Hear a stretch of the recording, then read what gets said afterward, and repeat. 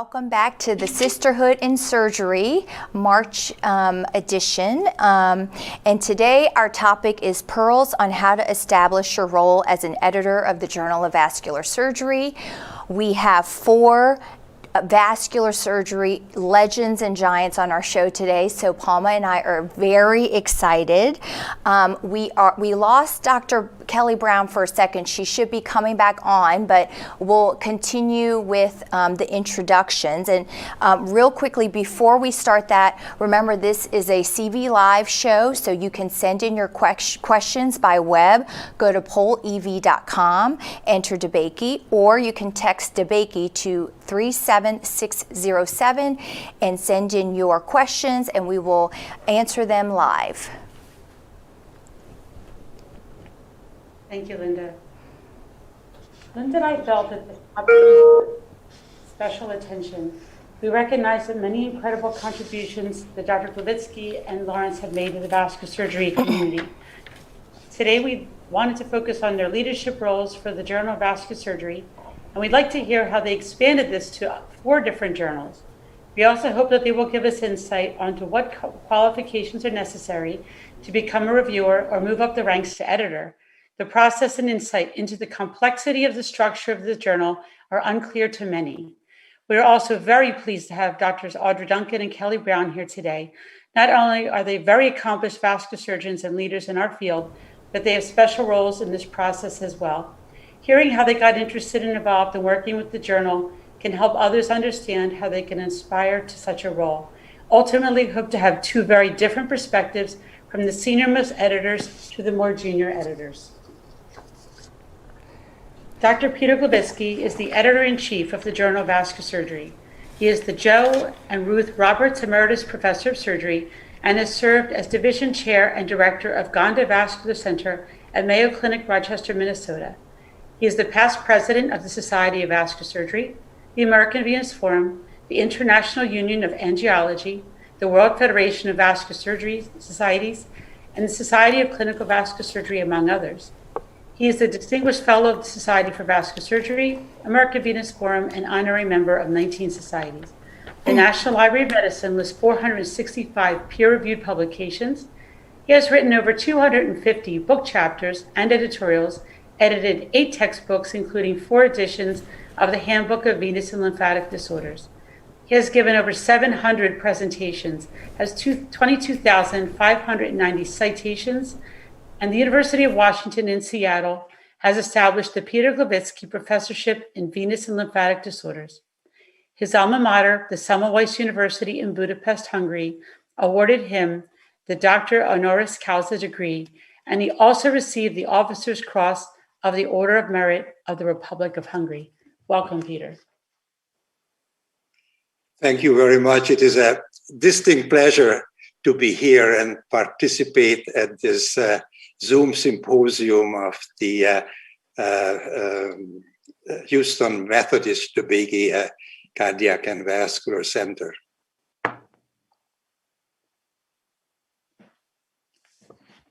Graduated from Dartmouth College and did his MD degree at Harvard Medical School. He completed his surgical residency and vascular fellowship at Columbia Medical Center. And in 1978, he joined the faculty at University of Utah, where he served as the chief of surgery at the VA hospital, the chair of the Division of Vascular Surgery, and the president of the medical staff. He then moved to UC Irvine in 1998 to become the Associate Dean for Clinical Affairs, Vice President for Specialty Services, and Professor of Surgery.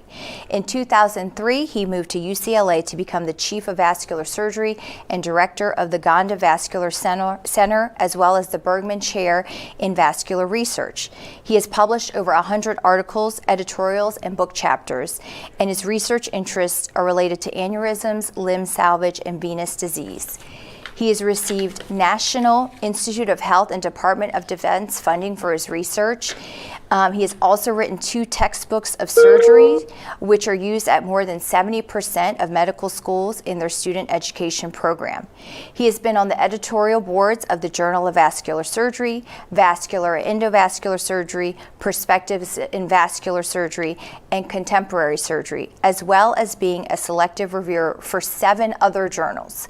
Dr. Lawrence has actively participated in numerous regional and national professional organizations, such as the Association for Surgical Education, the Rocky Mountain Vascular Surgery Society, the Western Vascular Society, the Society for Clinical Vascular Surgery, of which all of those that I just mentioned he was president of, the Society of Vascular Surgery, the National Board of Medical Examiners, and the American Surgical Association.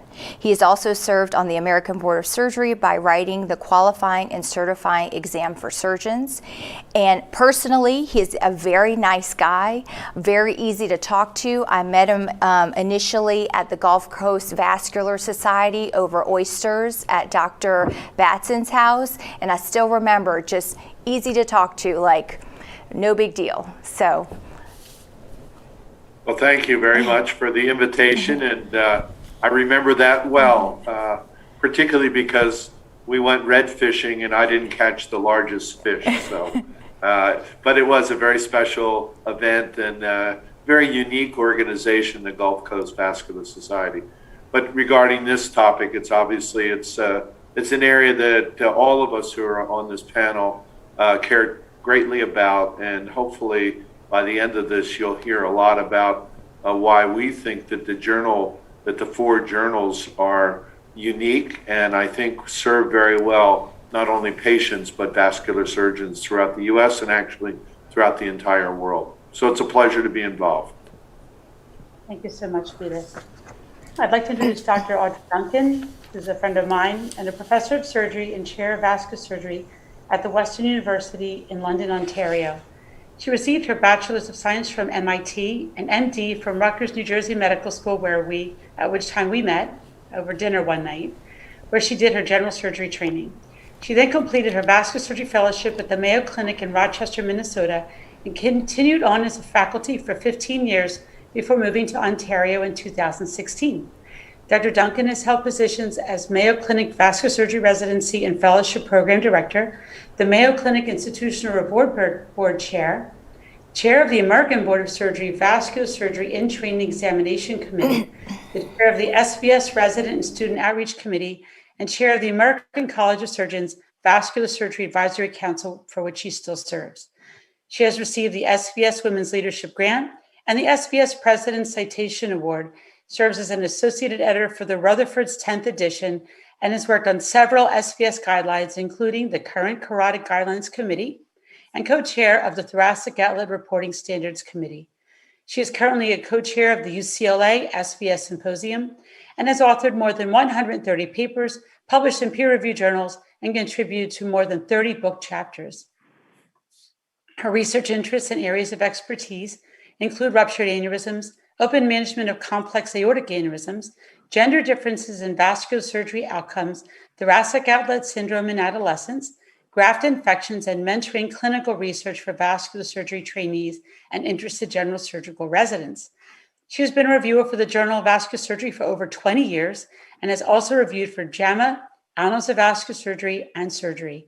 She was appointed to the editorial board of the JVS in 2016, and in 2019 was selected as the assistant editor for the JVS, focusing on systematic reviews and meta-analyses, and now serves as the associate editor for reviews. Thank you so much, Audra, for joining us. Thank you, Palma. It's really a pleasure to try to demystify some of the questions that people have about the JVS and how to get involved and why we do what we do. I think it's really great to bring that to light. Dr. Kellie Brown, who is a tenured professor in the Division of Vascular and Endovascular Surgery at the Medical College of Wisconsin. She serves as the Vascular Division Chief at the VA there, and she's the Program Director of the Vascular Fellowship at the Medical College of Wisconsin as well. She currently serves as the Chief of Staff for the Froedtert Hospital, which is the academic hospital for MCW.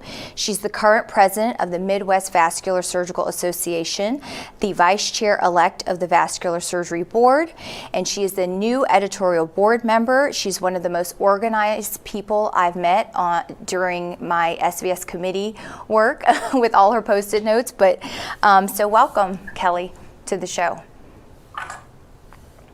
Thank you very much. I'm just crossing my fingers that my internet will stay stable enough to be part of this podcast. So we'd like to lead into some questions. Dr. Gloviczki, can you please give us an overview of how the journal, now 4 journals, has been structured? Thank you, Palma. Before I talk about the journal, let me tell you and our listeners what an incredible privilege it is to be the editor of such a prestigious journal that goes back to 38 years. And you can see the change that it went through until it reached the current format that we started with Peter Lawrence 5 years ago when we took over the journal. When the Journal of Vascular Surgery was started in 1984, it was immediately a success.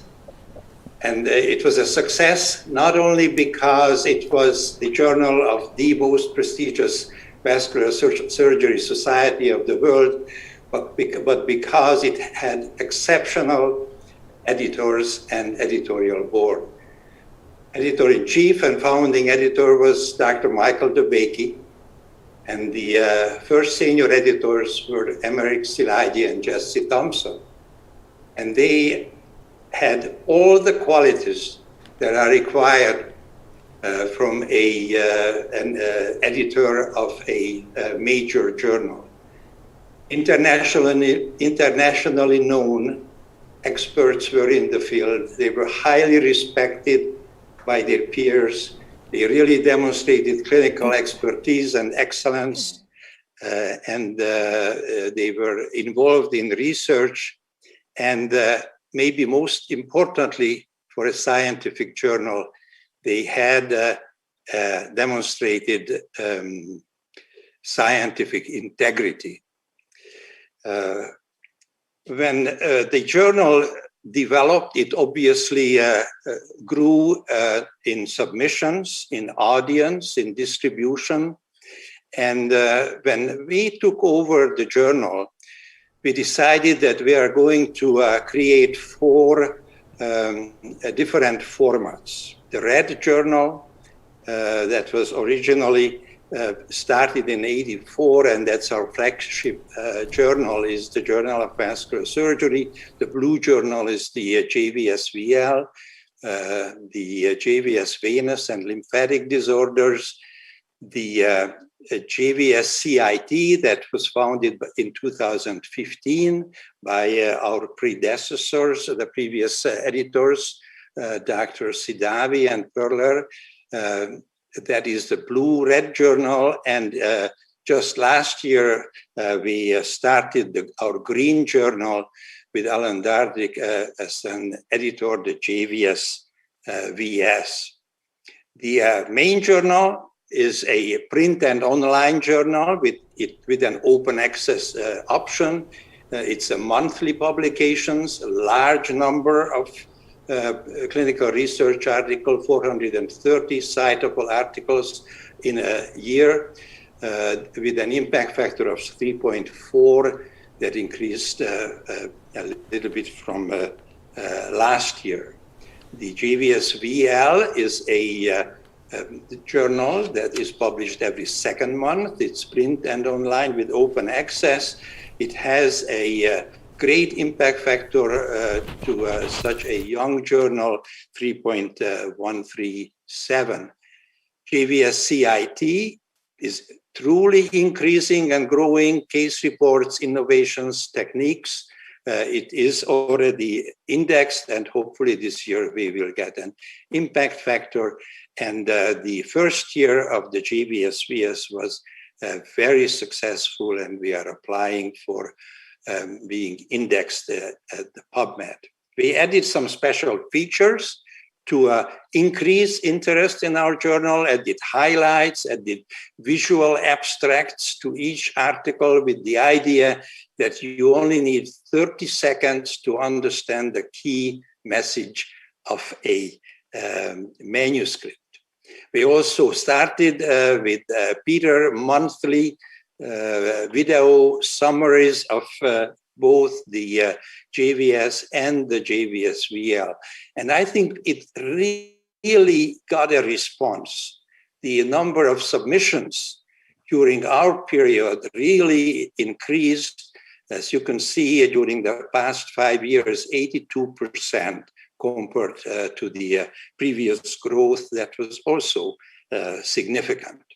We are truly an international journal. And that's why I say that it is very important that the editorial board and editors of the journal are internationally recognized. There is a huge contribution coming from China and Japan, and we also have considerable interest and submissions from Italy, UK, France, and other countries all around the globe. The work is tremendous.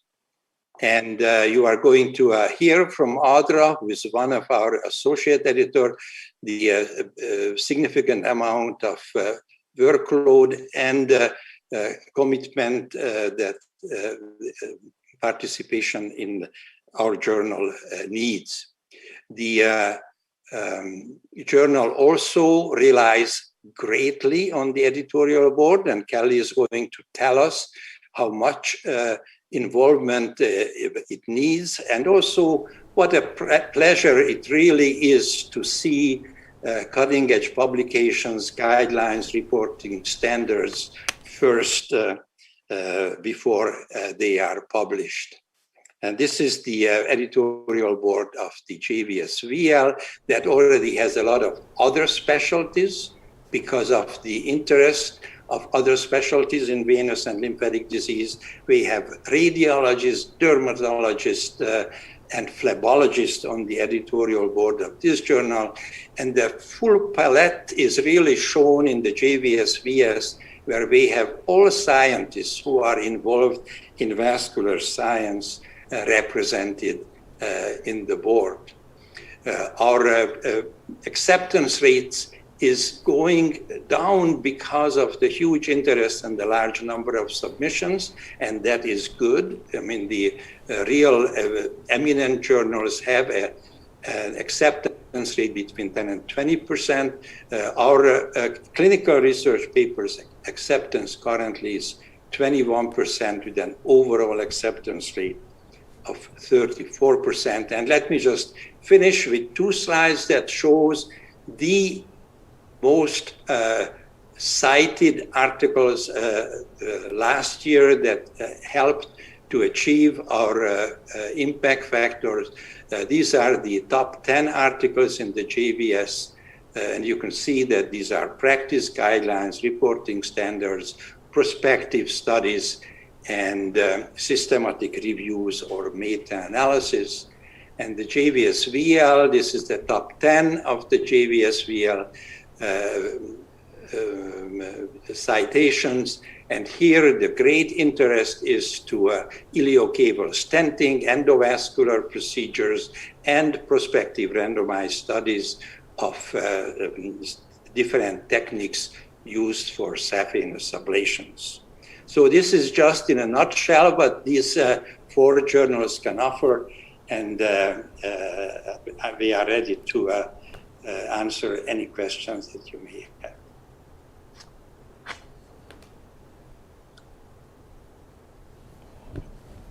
Thank you, Peter. And what are some of the important qualities that you would value in a person who wants to become a reviewer and eventually an editor? Well, obviously, it's a process. You first start out as an author, then you become a reviewer, and then you become a member of the editorial board, and then one of the assistant or associate editor, and hopefully one day one of the senior editors or editor-in-chief. I think it requires that you are first an experienced author and that you know the key requirement of a good paper. Also, if you accept to review a paper, you should be an expert in that topic. Reviewers have responsibilities. You have to understand the process of peer review. You have to understand the rules of confidentiality of the peer review and the responsibilities as a reviewer. And then you need the commitment to write a timely, good, and constructive, helpful review. In addition, I think in this day and age, you have to embrace the importance of diversity, equity, inclusion in scientific reporting and in the review process. And most importantly, you should not have a conflict of interest. And I think once you are a good reviewer, then the question is, are you good enough to become a leader in the editorial process? And there are a lot of metrics that we, with Peter and with our managing editor, follow to really try to define and objectively assess the performance of the reviewer. Being timely is important. We have different categories how we score the reviewer. So it is not by chance that a reviewer, a good reviewer, becomes an assistant or an associate editor. I think the qualities of the editors I mentioned before, and I'm just going to repeat a few, because I think of a major journal like this, the editor should be an internationally known expert vascular surgeon who is highly respected by the peers, who has demonstrated excellence and clinical practice, who hopefully has previous editorial experience, like being editor or senior editors of other vascular journals or books, has an integrity which is extremely important, because what's the goal of an editor? The editor wants to maintain the scientific standards of a journal. And then I think the editor is a leader. So an editor must have leadership ability. He should be the leader of the team. He should have, relatively well organized, I would say well organized. And then also an editor is an arbitrator. I think the editor needs compassion, diplomacy, good judgment, and maybe a sense of humor. And at the very end, I would say again that today it certainly needs full understanding of diversity, equity, and inclusion in the whole process. And also, before you elect somebody to our job, and we have another year with Peter Lawrence to go, and I know that many people are interested in our position. I think that person, she or he, should be in the appropriate stage of the career. And I'm not talking about age, but I'm talking about full commitment to this job, full commitment to the journal, to be able to serve the journal, our profession, and our society as an editor. So that person should not have other competing or competitive motivations but this is the job that she or he wants to do. That's really amazing, Peter. Peter, Lawrence, can you add to that? Working side by side with Peter, we see you as the dynamic duo for the journal. What are your thoughts? Well, I'll just add, first of all, it's a very thorough assessment of both the reviewer and the editorial board. I would just say that what I've learned from being a reviewer and editor, but also as an author, is that I think of the reviewer as the other side of the coin, and it's the same things that make you a good author, make you a good reviewer. So you'll get better as a reviewer if you're a good author, and you'll get better as an author if you're a good reviewer, because you're looking at standards and systematic approaches to research. Then the other thing that was emphasized, but I don't think people often appreciate how much time it takes, the commitment. I mean, for me, almost every review of a paper takes a couple of hours, and you saw the numbers up there, 4,800 papers submitted in a year. So the reviewer that is going to be reviewing papers may do 20, 30, even up to 50 in a year. So you've got to make the time commitment that this is really a high priority, and you have to be timely in it. So that's the second thing. And then the third I would just emphasize is you need to be what I would call kindly critical. You have to be respectful and appropriate with the authors. At the same time, every paper can be improved. So it's very rare that a paper is submitted to the journal and just is accepted by all the reviewers. So we can make papers better if we give feedback that's constructive, positive, makes the author feel respected, at the same time may encourage them to do things that will improve their paper. And then the last thing is, it's always helpful to have some statistical expertise.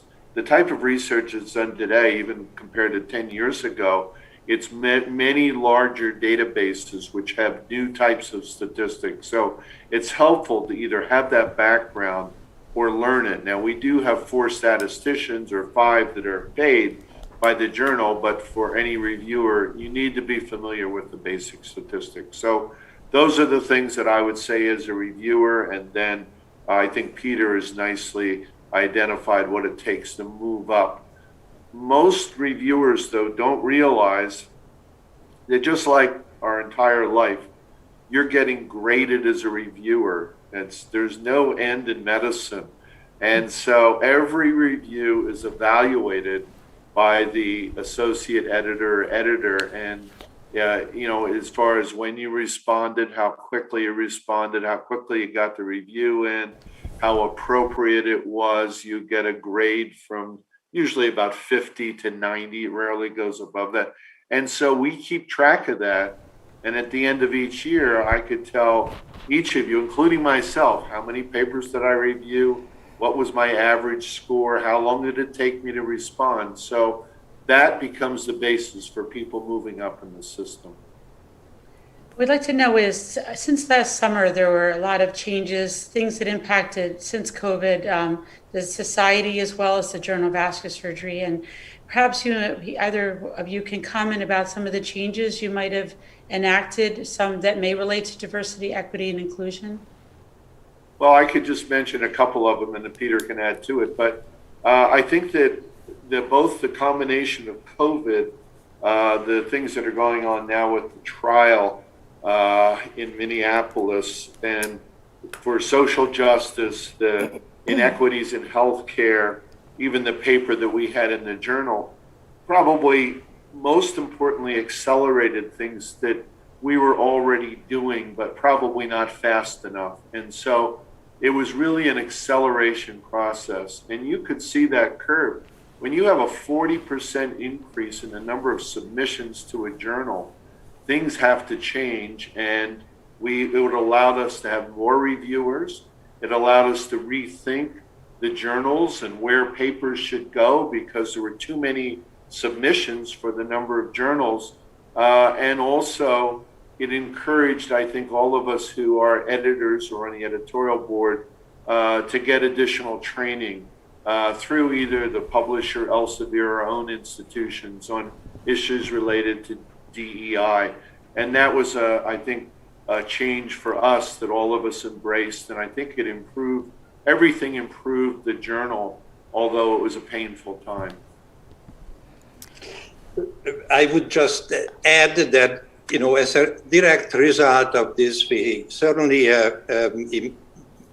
very rapidly increased the number of women and underrepresented minorities on the board. And currently the JVS has 25% women as either in the associate, assistant editor, or on the editorial board, and the other journals even more. And we were able to do this simply by adding these positions to our current journal, because we had a huge demand because of the increasing numbers. And then we also joined the call to action of the science journal editors to participate in the DEI process, and we made changes to have diversity in every reviewer group that we invite to review a manuscript. I think we'd love to know how Audra and Kellie felt about all the changes that occurred from your perspective. Audra, maybe you could comment. Sure. I mean, at the time that all this kind of came to bubbling up last summer, I was already on the editorial board. And so, but on the other hand, in my generation, I'm not infrequently one of the few women in a group. So I honestly didn't notice. And I think, I think it's fantastic. I think, Peter and Peter were probably already, like they said, moving in that direction. And I think more than anything, it just kind of broadened the pool of people to pick from. And it's not that it was, choosing them because they're women, but I think saying, you know what, we really want to broaden our group here and pick qualified. There are plenty of qualified people, men and women out there, and let's make a more diverse group. And I think that was great. Kellie? Yeah, I completely agree. I think, diversity is always helpful. And I think I was happy to see the changes that happened with the editorial board and the assistant and associate editors. But I think that, again, as Audra said, I'm sort of used, I'm not usually paying too much attention. So I think this summer sort of had me pay more attention to some of these things. And I think the changes that have happened at the journal have been really great and will help us going forward have a very high quality journal into the future. Well, I think that's great that that last summer has accelerated the diversity and equity of the journal, and we're excited to see what comes in the next few years. In speaking of last summer, so how has the pandemic had an impact on the journal and submissions? Peter, you want to talk about Yeah, I saw him smirk a little bit, so I know he has an answer. Well, I think that it was a combination. First of all, as I said, it was the pandemic did two things. First of all, the number of papers just jumped dramatically. And part of that was because people probably had more time. They were stuck at home, and things that they hadn't written about or that they had in process were accelerated. So there was a huge increase in papers, and we had to address that by redistributing them, and we'll talk about that in our journals. But the second thing was that we talked very early about the fact that COVID was affecting the vascular system disproportionately, and it would be part of our responsibility as quickly as possible to get information out to the world, because as Peter showed you, we have a lot of papers from Italy, which is one of the first places hit, from Asia, China, Hong Kong, and so we thought it was very important to publish COVID papers. So the two things we did were, first of all, to redistribute the papers, try to get more editorial help and for the JVS overall in the office so we could deal with this increase, but also set up a new category. And we allowed people to identify a paper as a COVID paper, and we would do an accelerated review and get that out as quickly as possible with the hopes that it would protect and help patients. And we had some early case reports about a healthy person who came in who had no risk factors and 40 years old, and their first sign of COVID was an embolus or a thrombus in their aorta. So those sort of case reports, and then how different parts of the world were dealing with COVID, I think were contributions that helped at least vascular surgeons deal with patients who were infected with COVID, and also help the surgeons stay safe and understand some of the vascular manifestations. So those are all the things that we adjusted to. And how has the journal utilized social media to disseminate the information? Go ahead, Peter. You want me to do it, or you want him to? Go ahead. Well, I think that you saw a couple of examples, but social media gives us an access to a different component of vascular surgeons, generally younger, and probably individuals that we had not had as much access to in the past. The one that, so doing the videos was part of it, and then doing the visual abstracts another part of it, and then any of you who listen to Audible Bleeding as a podcast. I just did one on Saturday. Now every issue of the JVS and JVS BL does a Audible Bleeding. I've encouraged them to change the venous one.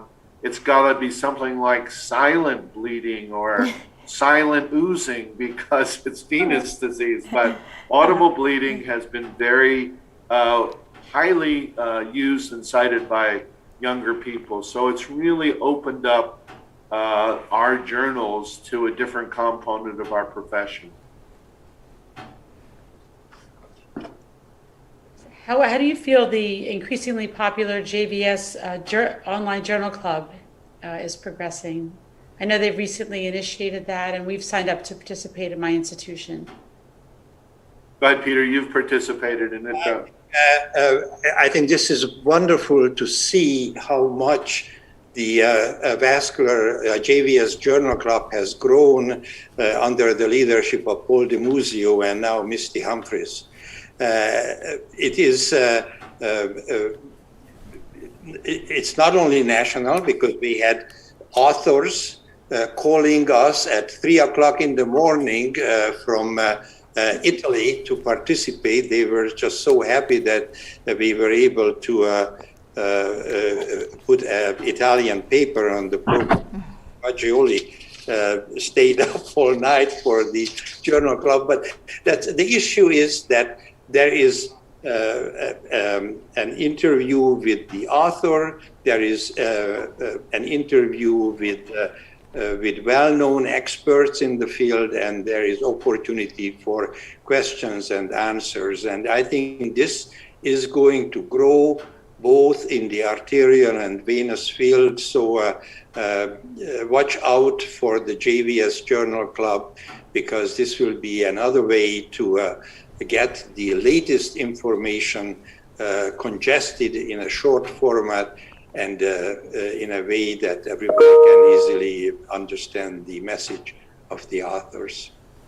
But I also add to that, having done journal clubs at 3 institutions, sometimes I read the paper, but I go to our own division journal club and I say, where did you get this paper? It's horrible. Why are we spending time reviewing that? And one of the nice things about this is that they're all JVS, one of the 4 JVS journals. So we don't have to worry about bad papers and spending a lot of time with them. We get the best JVS papers, and I think it dramatically improves your journal club when you're reviewing good papers and have good examples of what constitutes a good research paper. This is a question for Audra and Kelly. So how did you initially get involved in the journal, and how have your role changed and evolved over time? I'll go first, Kelly, if that's okay. So Yep. I think I've been reviewing since I was first on staff, 21 years ago. And I'm assuming it was probably Peter, or likely Peter, although he wasn't editor then, who got me involved. And I think it's an important for people who have mentors, for the mentors to take that on, to have appropriate young faculty who are showing themselves as good writers and interested in research, for them to engage them in reviewing. So I think that's a really important aspect. And I think the other thing it's been mentioned several times is this connection between writing and reviewing.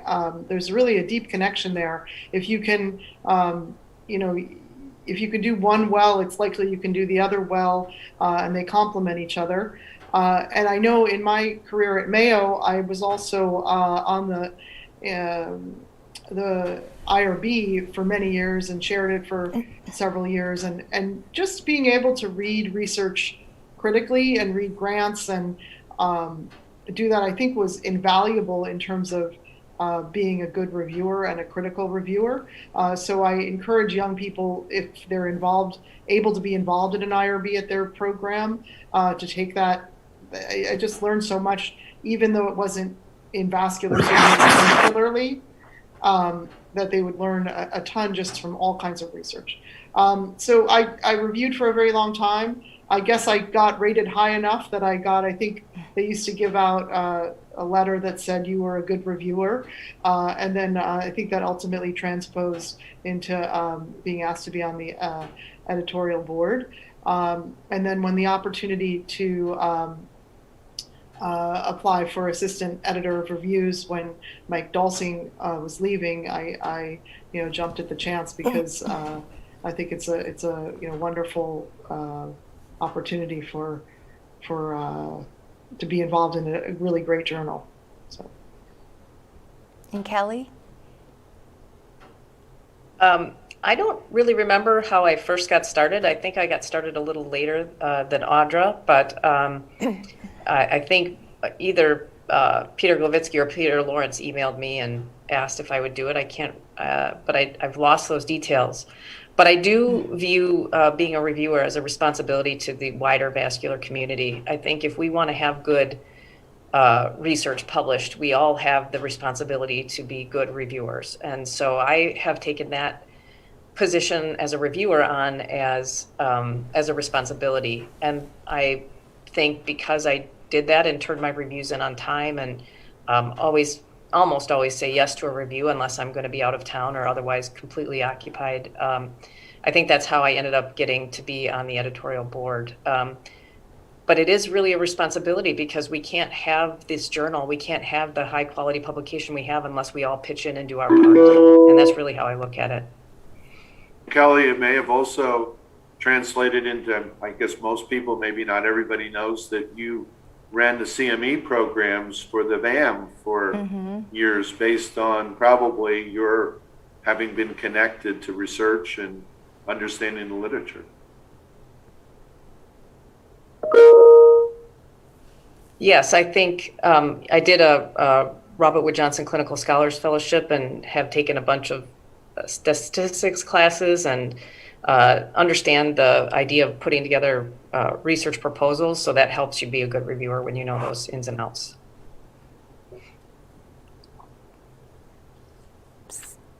So we'd like to move on and ask you, of all four of you, what would be the biggest struggle that you can think of that you may have encountered over time as being an editor? And you all have been at different levels, so it'd be interested knowing how you overcame that, or you something that strikes you, or also even as a writer, what was the challenge in writing for our viewers? Peter Gloviczki? Well, smiling. for me, it is without doubt the manuscript that we published and then retracted last year. I really feel that the decision that we made was correct. We made it rapidly, we learned from it, and we transformed the journal. Peter, Lawrence? Sure, the biggest struggle or challenge for me, and I think many people who are involved with it, there are three things. Number one is time to have to put on, to devote to this. Number two is time, and number three is time. It takes a tremendous amount of work, and I think talk to anybody who's doing either the editor, editor-in-chief, senior editor on the editorial board, or even as a reviewer. For me, it means that you work 7 days a week.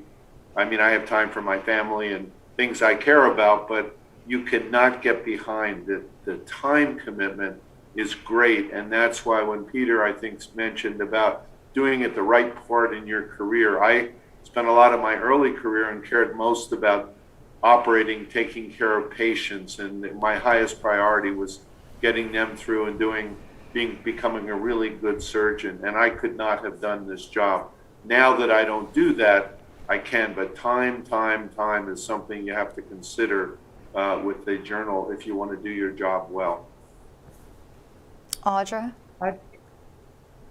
So I'm going to answer this question. I'm a relatively new assistant editor, so my role is evolving. I'm learning things. I will say, in terms of time, just for people to know, I mean, I get up every morning around 5, and I spend about an hour every single morning going through my JVS queue of what to do and reviewing papers and dispersing papers and so on. So it's a day, I do it every day of the week. So it is a commitment. The other thing is that I love the fact that people are enthusiastic about reviewing. That's fantastic. But I encourage everybody, if they're going to be enthusiastic, that they actually do it on time, that they say yes on time, because I think you don't understand that the clock stops as we're waiting for people to answer. So if we put out there, can you review, and you don't answer, and then you answer and you say, oh no, I'm on vacation for 2 weeks, it makes it very challenging. And so if you can just go into your JVS profile and say, I can't review for 2 weeks, I'm unavailable, so helpful. And I would encourage young people, just say yes. Make it yes day and say yes to everything. Say yes and then do a great job. And then after you do, your best, go back and read the other reviewers that reviewed the paper. And because I think it's a real litmus test. If there's 3 other people, you won't know who they are. But if they're all very consistent and have the same take on the paper, and yours is very skewed or much shorter or something, you learn something from it. So and sometimes it takes some effort, because if you're the first one to review, and you have to go back and look and see sometimes what they've done, so you can learn from it. I'm not sure if I'm answering your exact question, but I wanted to make sure to get those points out there because it would make my job so much easier. But seriously, I really welcome people to do this, and I'm happy to help anybody write a better review. And I know that Peter have tried to kind of do a traveling informational sessions at all of our meetings and try to make people better reviewers, and we can do that. But people just have to be organized and respect our time. And Kelly? Yeah, I completely agree with everything that people have said. Time is the biggest factor. That's the biggest challenge for me. And certainly I'm fairly junior in this process also, and I still go on and look at everybody else's reviews and compare them to my own, just to get a feel for how I'm doing, and if I'm in, not that I have to say what everybody else says, but just if I'm in the right ballpark, or if I'm consistent, it's pretty helpful to know. So time and then just the knowledge of how to do it, which you learn as you go forward. And if you go to the sessions that Peter and Peter put on at the VAM or other meetings, you'll learn how to do this well. And if you do it well and you do it in a timely manner, you'll get promoted along the way. That's really great advice, because I'm actually a newer reviewer, because I never even knew how to get involved. And I was like, email Peter and I'm like, hey, can I do this? He's like, sure. But I know that I'm new at this, and I do try to be extremely punctual, and I am organized. But I love that the feedback that you gave Audra and Kelly as far as going back and reading other people's reviews and things like that, because I don't really have a manual on like how to be a great reviewer. You know, I think this is the most I've ever heard.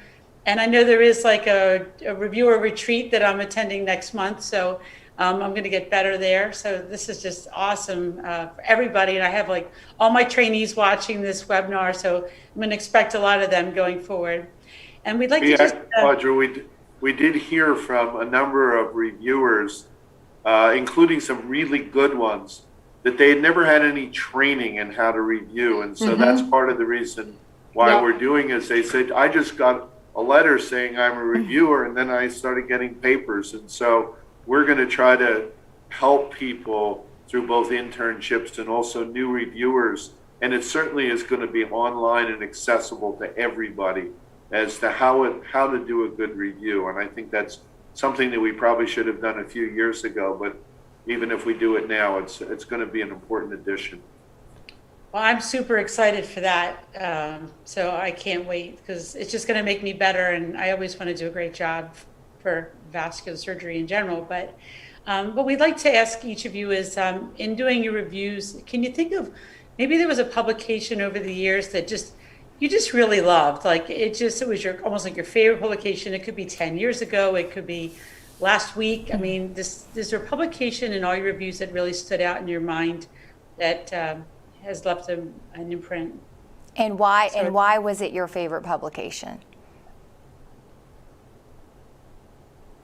Well, if you ask me, of course, I like the publications that increase the impact factor of the journal. So I love guidelines. I love reporting standards. I love meta-analysis. And even among them, there are guidelines that I like most. I certainly like very much Elliot Chaikov's aortic aneurysm guideline. And besides that, I actually love the presidential addresses. You know, in the April issue this year, you are going to learn from how to use a saw. You know, what was that paper of from Seattle? It's not a chainsaw; it's a bandsaw. You know, and you know, parallel it with the clinical practice. So what I'm saying is that good papers are those papers that really advance our profession and that bring new knowledge. And in this sense, it was interesting to see among the top 10 most cited papers how highly cited are the papers on endovascular treatment of complex aortic aneurysms, and how cited are papers of endovascular treatment of iliofemoral acute and chronic venous thrombosis. Peter, what about you? Well, I'm going to take a little bit different tack and tell you about one that's a favorite of the paper that I've been involved with. And about 20 years ago, when I was at a small institution, University of Utah, and we were trying to compete against Mayo Clinic with an aneurysm paper, and they had done 1,000 and we had done 150. And it was hard to get papers published. And I decided a few years ago to try to combine institutions and have a standardized database. And we called it the Vascular Low Frequency Disease Consortium. In the first paper, actually, Gustavo Oderich presented at SBS. We decided on some principles. One is that the one who contributed the most got to present it, and that basically we were looking for rare diseases where people really didn't know how to handle them and there was a lot of disagreement, and where we could put everybody's expertise together and have 10 times the previous largest publication on that topic, and it would really change care for patients. And I think we've published about 20 papers. Audra was the first author on an aortic graft infection paper, but I think for me, I'm proudest of that, because to me, it not only helped me become a better researcher, but it helped patients get better care in areas where before that there was a discrepancy and there were disagreements, endo versus open versus doing nothing, and every paper would come out with a different conclusion. And after that, I think we, as much as possible with this uncommon disease, we're able to recommend treatment and improve the care of patients.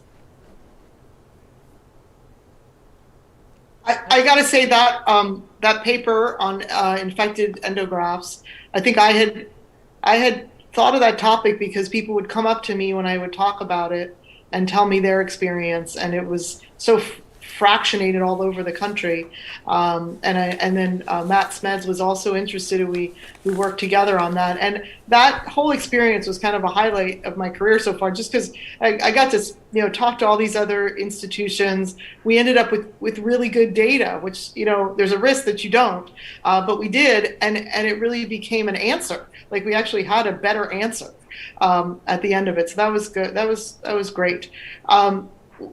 For your question, though, Palma, I can't think of a specific paper, but I can tell you the papers that I really enjoy reading are when, especially when it's a young author, you can tell they're maybe a more junior faculty or a resident who's working super hard, and they get a bunch of comments. I mean, sometimes the comments are extensive and almost seem overwhelming, but they take they return a revision that takes every single comment seriously, because not everybody sends back a revision with those responses. Some of them say, well, that's what we think it is, and that's that. But when they really make the changes in the paper to make it a better paper, those are the ones that I kind of really makes me feel like we're doing a good thing, because we've produced something as a collective review that created a better product than the original submission. So those are the things that I really take to heart. I look forward to being able to accept them, because that's a really meaningful thing for that author. That's awesome. Kelly, what's your impression? Can you hear me? Kelly? She might have frozen. Yeah, I would echo that. I think I enjoy doing oh, can you hear me? Yes, we can hear you. I enjoy doing the re-reviews. I enjoy doing the reviews that you get to review again after they've made changes. And I think that's probably my favorite point, for the same reason as Audra. You feel like you've done something worthwhile. It's very satisfying. But I don't have a specific paper that's a favorite, but I do enjoy those where you've seen it change and you've seen it mature as a paper into something that you would be proud to submit and have it be published. And I think we'll be closing soon, but I think Linda and I would love to hear from each of you, just if there advice that you would give to aspiring young trainees or junior or even mid-level faculty like me who want to give more to the journal. And do you have just any last parting phrases, Peter? I would say, Palma, you are a beautiful example to the young people because you volunteered for this job. You wanted to be a reviewer. And that's what I am telling to young people. If you write papers first, but when you feel you are ready to review papers because you have enough experience, let us know. Let us know and volunteer for the job. And we are not going to say no, or if we say no, then ask us why not. Mm-hmm. What's the reason that we don't want to, and we are going to tell you. So I think this is a volunteer job, but we need these young people's expertise enthusiasm and commitment to do. This is something you must love, just like everything that we do. If you feel you love to be a reviewer, if you love to be an editor, let us know, and we are going to take you through the process, and we welcome everyone with open arms. Thank you very much for all that advice. Peter, any last minute comments? Sure. I remember when Peter Gloviczki and I were talking about combining as a team to make a proposal. And I happened to be at a dinner because Bruce Pearl and I were about the same time in leadership for the SVS. And I asked him about it because he was working with Tony Sadawe. And the one thing I remember taking away from all of his advice was, this is the best job I've ever had, and it's fun. And I don't know if it's come through today with all of our discussion, because we've talked about some serious things, but what anybody should take away from this is no matter how hard you work and how demanding it is to be an editor or reviewer, it is genuinely fun to do. So it's hard work, but the pleasure of it is that it comes out at the end. You have a great time. Peter and I have had a great relationship, as Bruce and Tony did, but also it's just a fun part of our life that we've had the opportunity to do this. And I hope every reviewer, if they want to go, whatever associate assistant or editor-in-chief, that they have that opportunity if they want it. Well, y'all all make it look very flawless.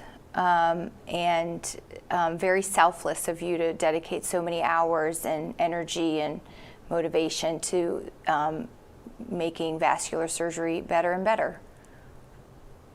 Palma, any?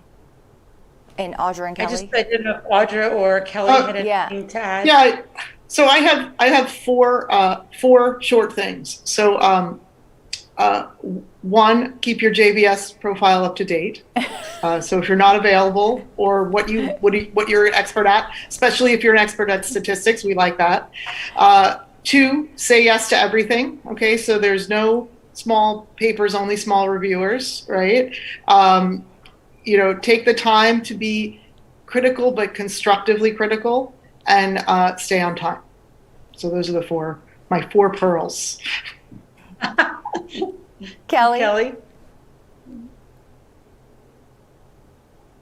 Yeah, I echo that. You volunteer, you put your name out there, but when you do sign up for something, do it. Do what you said you're going to do. It's amazing how much opportunity will come your way if you simply do what you promised to do. Well, this is amazing. Linda, I think we learned quite a lot today. Yes. So re-watch this and write down all the pearls that we just heard. Yes. Well, thank you so much, everyone, for giving us your time and your thoughts and joining us today. We really appreciate it, and we hope to see you again. And thank you for organizing such a great event. It was a real pleasure to participate. Thank you. Thanks. It's really great. Thank you, guys. Thanks, Linda. Thanks, Paul. Good Bye. night. Our Bye. pleasure, really. Thank Bye-bye. you very much. Bye.